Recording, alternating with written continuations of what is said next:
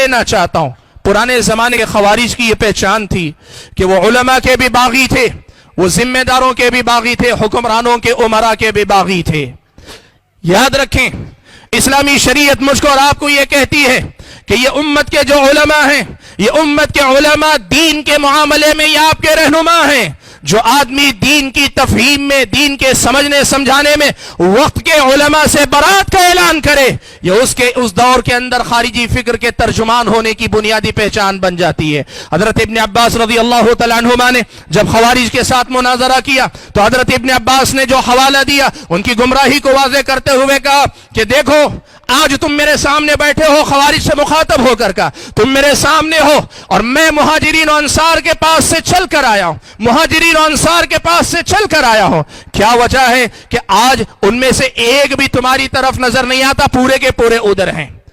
कैसे हो सकता है कि तुम हिदायत याफ्ता हो जाओ, वो गुमराह हो जाए? भाइयों, अहले सुन्नत वल जमात का ये मानना है कि उलमा गलती करते हैं, कर सकते हैं, उनके इज्तिहाद में गलती हो सकती है, इनमें से बाज हो सकता है दुनियादार हो जाए, हो सकता है बाज डर जाए, लेकिन ऐसा नहीं हो सकता कि उम्मत के उलमा पूरी तरीके से खैर से खाली हो जाएं। ये कभी नहीं हो सकता। अल्लाह ने उलमा को अंबिया का वारिस कहा है, ये वरासत उलमा के पास रहेगी और हर वो जमात, वो गिरोह, वो तबका जो उम्मत के उलमा से दस्तबरदारी की बात करेगा, उलमा से दूरी की बात करेगा, वो दरअसल खवारिज की फिक्र पर पहली सीढ़ी पर कदम रख रहा है। ये बात हमेशा याद रखना। सुभान अल्लाह, नए जमाने का एक अजीब मसला है। वक्त के बड़े उलमा का जब हवाला दिया जाता है तो जवाब इल्म से, इल्म का नहीं दे सकते, उनकी अपनी तशरीहात वजाहतों का जवाब नहीं दे सकते, तो उलमा को मुत्तहम करके उनकी शख्सियतों को गिरा देते हैं। ये खवारिज की पहचान है कि नए जमाने में खवारिज ने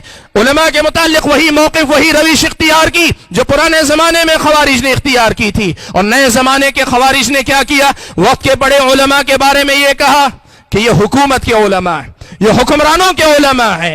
ये कहा कि ये लोग या तो डर जाते हैं या बिक जाते हैं।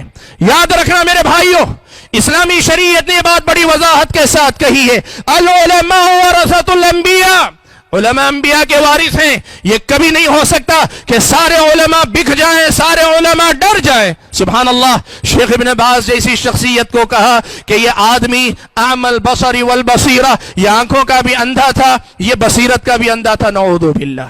शेख इब्न बाज रहमतुल्लाहि अलैहि वक्त के इमाम, उनके बारे में जाहिलों ने यहां तक कहा कि ये हुक्मरानों के मौलाना थे, ये हुक्मरानों के दरबारी मुल्ला थे, दरबारी मौलाना थे। सुभान अल्लाह, शेख इब्न बाज की सीरत पढ़कर देखो, शेख इब्न बाज की सीरत पढ़ के देखो, शेख इब्न बाज हुक्मरानों के दरबार में नहीं होते थे, हुक्मरान उनके दरवाजे पे आया करते थे।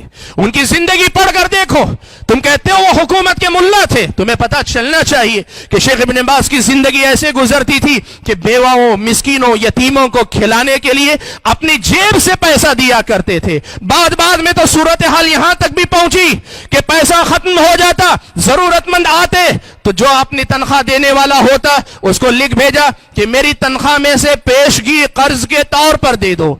सवाने निगारों ने यह तक लिखा है कि ऐसे भी बाज मौके आए कि महीने के इख्तिताम पे शेख इब्न बाज ने कहला भेजा कि देखो मेरी तनख्वाह में से क्या हिस्सा बचा है।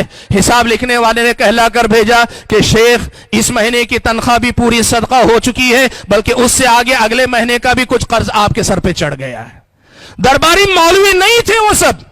मेरे भाइयों याद रखो, मैं ये बात आपके सामने कहना चाहता हूं, शेख इब्न उसैमीन रहमतुल्लाहि अलैहि इस जमाने के अहले इल्म में से वो बुनियादी, वो बड़े आलिम हैं जिन्होंने उम्मत की रहनुमाई की ये कुफ्र और तकफीर के मसाइल में, ये खवारिज की फिक्र के मसाइल में। शेख इब्न उसैमीन के बारे में भी कहा कि ये सब वो उलमा हैं जो हुक्मरानों से दब कर जीते थे। सुभान अल्लाह, शेख इब्न उसैमीन की जिंदगी का बड़ा मशहूर वाकया है। वक्त का हुक्मरान मलिक खालिद, सऊदी अरब के बादशाह, वो हजरत शेख इब्न उसैमीन से मिलने के लिए आए। शेख इब्न उसैमीन से मिलने के लिए जब आए तो उनके घर में देखा कि शेख इब्न उसैमीन का घर मिट्टी का बना हुआ है, ईंटों का भी नहीं, पक्की ईंटों का नहीं, مٹی کا بنا ہوا ہے. شیخ ابن عثیمین سے ملک خالد نے کہا, بادشاہ نے کہا کہ شیخ کیا ہی اچھا ہوگا کہ ہم آپ کے لیے ایک گھر بنا کر دے دیں, ذرا پختہ مکان, تاکہ آپ وہاں رہیں. شیخ ابن عثیمین نے ملک خالد کو مخاطب کرتے ہوئے کہا کہ اس سے بہتر مشورہ میں نہ دوں, یہ ایک گھر ایسا بنائیں گے جو میں اور آپ دونوں مل کر بنائیں گے, یعنی عنیزہ شہر کی جو جامع مسجد ہے میرے گھر کی طرح وہ بھی مٹی کی بنی ہوئی ہے. میرا گھر بنانے کے بجائے ہم اور آپ دونوں مل کر وہی گھر جو ہے وہی اللہ تعالیٰ کا گھر پختہ اینٹوں سے بنا دیں, کیا ہی اچھا ہوگا. سبحان اللہ, یہ وہ علماء تھے جنہوں نے امت کی رہنمائی کی تھی. میرے بھائیوں, میں نے جیسے کہا امت سے بغاوت کی دعوت دینا اس زمانے میں خارجی فکر کی بڑی نشانی ہے, اور